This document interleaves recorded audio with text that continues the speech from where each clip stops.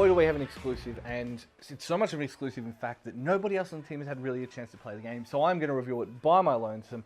Sunset Overdrive, the next big title from Insomniac that's exclusive to the Xbox One, and it's very, how do I say, unique but not unique. So the game itself is a free roaming shooter that has these people who have been drinking overcharged drink.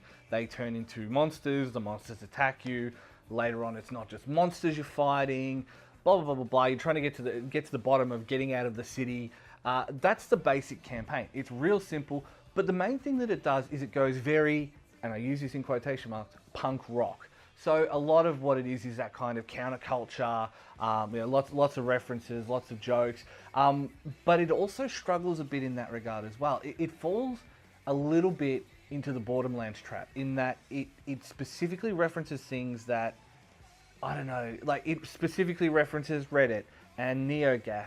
And I understand that you're trying to make it relatable, but that doesn't necessarily work as a result. And there is a cameo from a band in the game as well that, I mean, I'm an old man and I struggled with it. Like, it took me a second to go, really?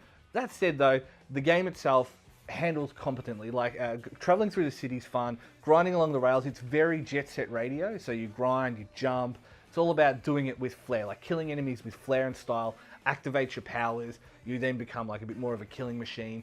And you have to mix up your weapons, mix up all that kind of stuff to defeat the enemies in the most appropriate manner. And being Insomniac, the weapons are awesome. Like, they're all great fun. There's a little bit of a, haha, that's a bit funny here and that's a bit funny there. And it is a very much an Insomniac game. And it feels to me like, with all of the problems they went through with Fuse, like all of the obvious focus testing and all of the obvious market research that made that game bland and grey and really sucked the life out of it, they were told on this one to just go nuts, do whatever you guys want to do. And I think they fell into the trap a little bit of just doing too much. Like, they did everything. They went down all the creative routes they wanted to do. They did, like, with all the crazy ideas they wanted to go with. And it just doesn't mesh. For a game that's trying to be unique, it just feels a little bit generic. Like, in the 90s, this would have been the perfect game. Right now, I don't know whether it's exactly what we need. Is it still worth playing? Absolutely. It's great fun. The Horde mode is what you use the single player campaign for, to build up your weapons. Horde mode is fantastic. Absolute winner there. As far as the campaign goes, though, I just didn't feel it, which makes me a bit sad because I do love Insomniac's work.